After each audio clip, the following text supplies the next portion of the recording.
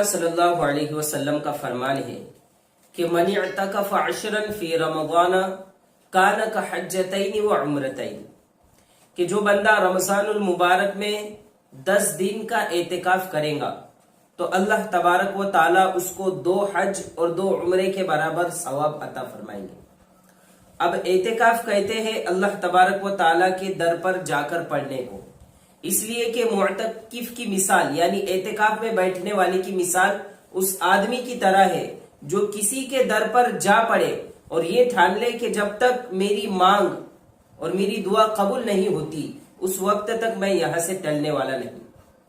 اور جو بندہ اللہ تعالیٰ کے در پر آ جائے اللہ تبارک و تعالیٰ اس کو خالی ہاتھ نہیں لوٹاتے تھے۔ اور اعتکاف کی اس سے بڑی اور فضیلت کیا ہو سکتی ہے کہ خود نبی کریم صلی اللہ علیہ وسلم اس کا اہتمام فرماتے تھے، اس لیے اعتکاف کرنا چاہیے۔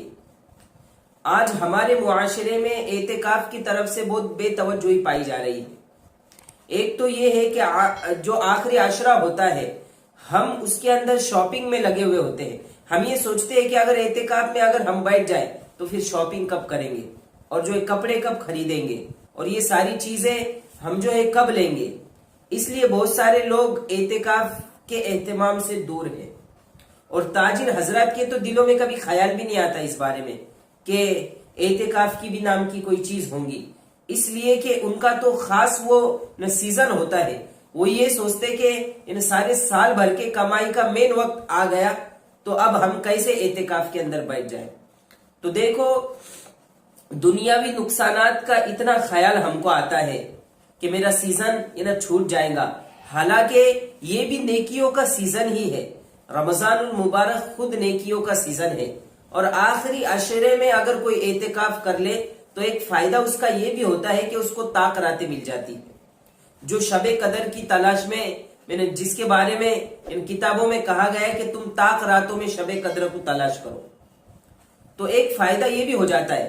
اور جب معتکف اگر خالی بھی بیٹھا رہے پھر بھی اس کو جو ہے وہ عبادت کا ثواب ملتا ہے، اگر وہ سوتا بھی رہے تو پھر بھی اس کو عبادت کا ثواب ملتا ہے۔ لیکن اس کا مطلب یہ نہیں کہ ہم اعتکاف میں آ گئے تو جو صبح سے لے کر شام تک صرف سوتے ہی پڑے، اس کا یہ مطلب نہیں۔ لیکن اگر وہ سو بھی جائے بیچارہ تو پھر بھی اللہ تبارک و تعالی اس کا شمار عبادت گزاروں کے اندر کر دیتے ہیں۔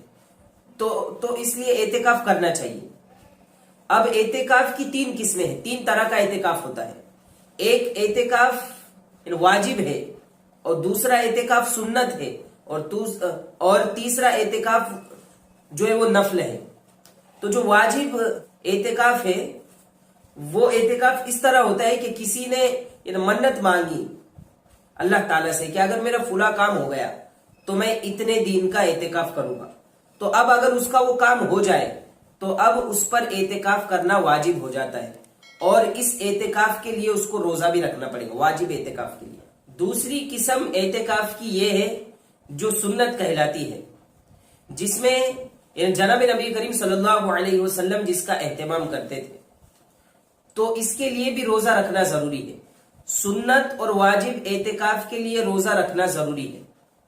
اور تیسری قسم جو ہے اعتکاف کی وہ نفل ہے، یعنی کوئی مسجد کے اندر آ جائے اور صرف اعتکاف کی نیت کر کے ٹھہرا رہے تو نماز کا بھی ثواب ملے گا اور اعتکاف کا بھی ثواب ملے گا۔ اس لیے جب بھی ہم مسجد میں آئے تو نفل اعتکاف کیا کریں۔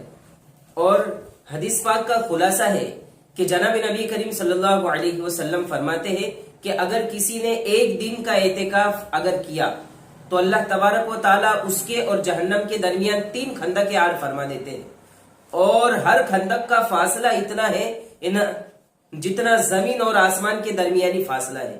تو 3 خندقیں جو ہے اللہ تبارک و تعالیٰ عار کر دیتے ہیں 1 دن کے اعتکاف کو۔